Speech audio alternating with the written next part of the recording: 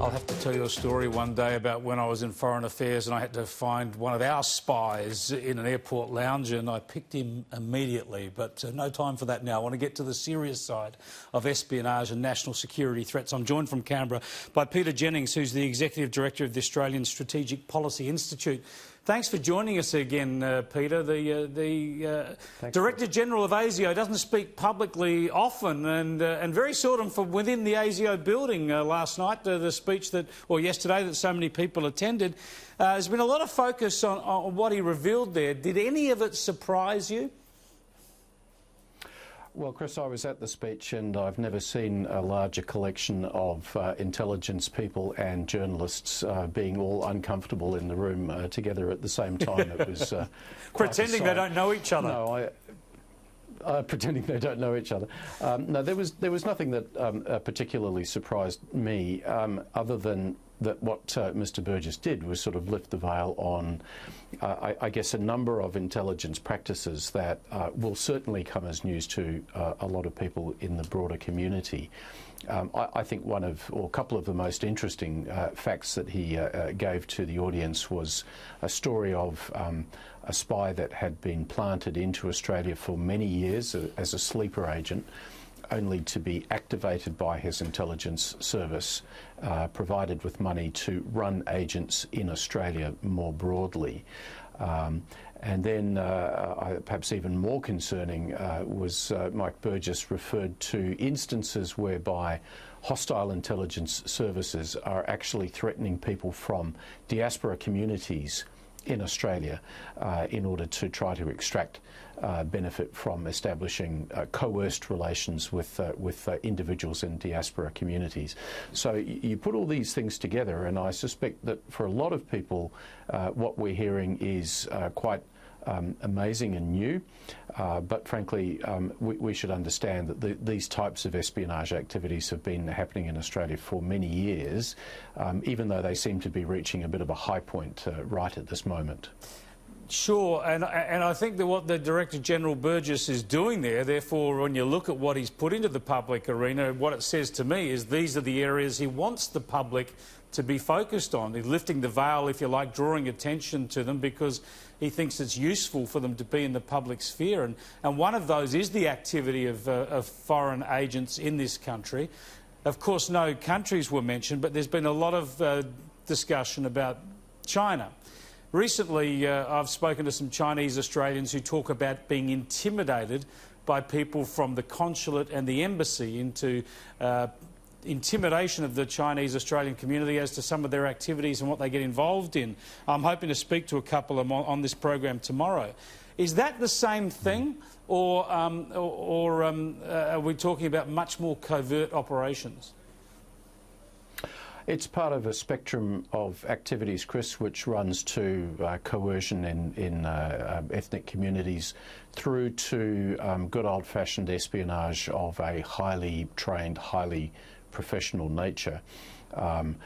Mike Burgess wouldn't say this. I don't think anyone would from the intelligence agencies, but I would say China is probably 75 to 80% of the workload of our counter-espionage agencies right now. Russia is also up there and still pretty active, and then there are a large number of countries from with a range of different interests, often focused on extracting information from diaspora communities. But China is definitely, I think, the biggest strategic problem that we face at the moment. And I think that what Mike Burgess is doing is absolutely essential. It is critically important that Australians understand this, that they don't just think it's some sort of James Bond fiction, that it does present, real damage to our political independence and to the economic livelihood of the nation. These are crucial issues, and ASIO is playing a really fundamental role to protect us from a rising tide of this type of espionage activity. I think most of us can understand the range of interests that would attract attention from China, from commercial interests to even seeking to long-term undermine our democracy. But post-World War, what is Russia's interest in Australia? Is it merely as a backdoor into alliance secrets?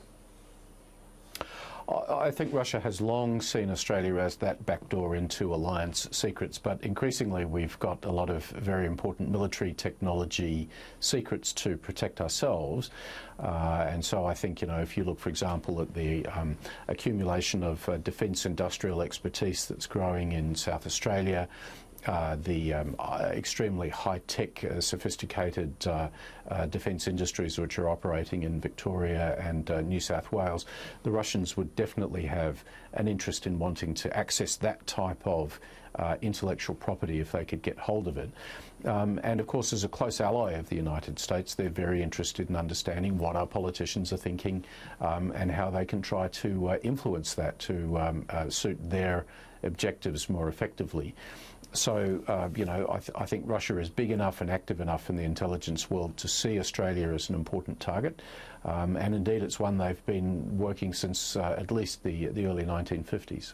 And when it comes to terrorism security threats, I wouldn't downplay at all the need to be ever vigilant against Islamist terrorism, and Mike Burgess focused on that, the threats that we know. We know convicted terrorists are due to be released this year as well. We know we are on the alert for people returning from the Middle East. But let's just put that to one side for a moment and focus on the rising concerns about far-right extremists. What's your understanding of the nature of that threat and the way it is actually metastasising in the community?